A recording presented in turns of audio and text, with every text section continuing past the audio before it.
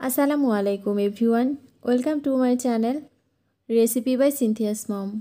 আজকে আমি আপনাদের জন্য নিয়ে এসেছি বড়ইয়ের টক ঝাল মিষ্টি আচারের রেসিপি।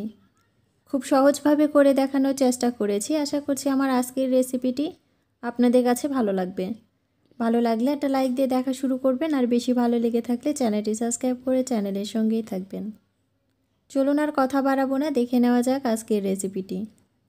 এর জন্য চুলায় একটা প্যান বসিয়েছি। প্যানটা গরম হয়ে আসার পরে এর মধ্যে 6টা শুকনো মরিচ দিয়ে নিলাম, 2 টুকরা দারচিনি দিয়ে নিলাম, 3 টেবিল চামচের মতো ধনিয়া দিয়ে নিলাম, 1 টেবিল চামচের কিছুটা বেশি হবে 5 ফোড়ন দিয়ে নিলাম।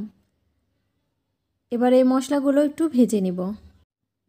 আমি যে পরিমাণে মশলাগুলো দিয়েছি এতগুলো আমার আজকে আচার করতে প্রয়োজন হবে না, বাকিটা আমি রেখে দিব। এজন্য একটু বেশি করে দিয়ে নিয়েছি।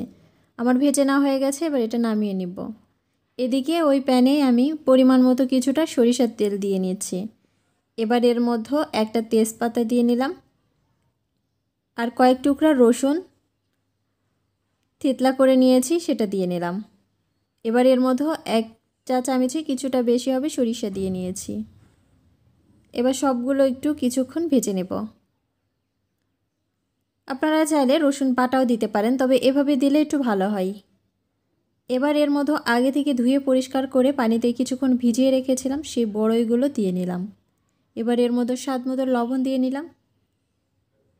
মিষ্টিটা আপনাদের টেস্ট অনুযায়ী বাড়িয়ে কমিয়ে দিয়ে নেবেন, তবে আমি এখানে 1/3 কাপের কিছুটা বেশি হবে, হাফ কাপের কাছাকাছি চিনি ব্যবহার করেছি, আর সামান্য একটু হলুদের গুঁড়ো দিয়ে নিয়েছি, 1/4 চা চামচের মতো হবে।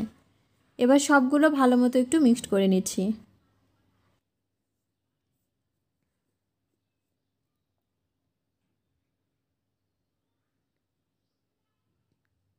এবার ঢাকনা দিয়ে রান্না করব বড়িটা সিদ্ধ হয়ে আসা পর্যন্ত। আমার বড়িগুলো সিদ্ধ হয়ে গেছে, এবার একটু নেড়ে নিচ্ছি।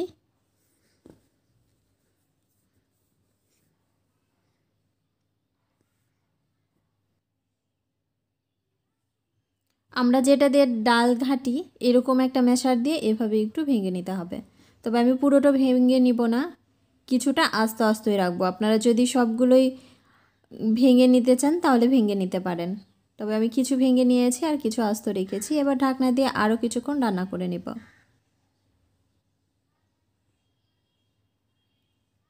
আরও কিছুক্ষণ রান্না করার পরে এর মধ্যে আগে থেকে যে মশলাটা বানিয়ে রেখেছিলাম সেটা আমি ব্লেন্ডারে গুঁড়ো করে নিয়েছি, আর সেখান থেকে 1 টেবিল চামচের কিছুটা কম হবে দিয়ে নিলাম। দিয়ে ভালো মতো একটু মিক্সড করে নিচ্ছি।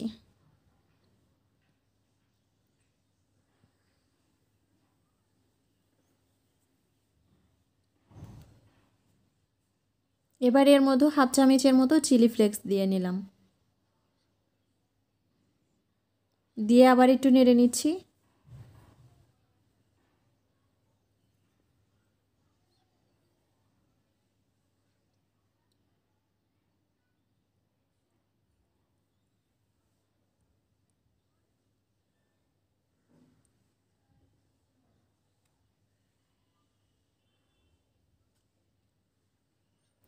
এবার এর মধ্যে আমি আরও 1 চামচের মতো 5 ফোড়নের যে মশলা তৈরি করে রেখেছিলাম সেটা দিয়ে নিলাম।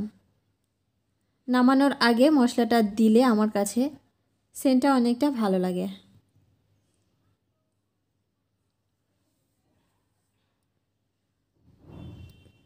আমার রান্নাটা প্রায় হয়ে গেছে, আর কিছুক্ষণ পরে আমি নামিয়ে নিব।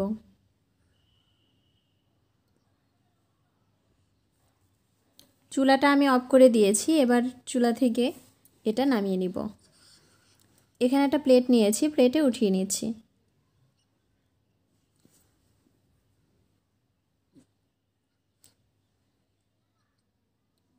সবগুলো আমি উঠিয়ে নিয়েছি, দেখতেই পাচ্ছেন। তৈরি হয়ে গেল আমার টক ঝাল মিষ্টি বড়ইয়ের আচারের রেসিপি। আজকে এই পর্যন্তই, আবার দেখা হবে নতুন কোনো রেসিপি নিয়ে। সে পর্যন্ত সবাই ভালো থাকবেন, সুস্থ থাকবেন। আল্লাহ হাফেজ।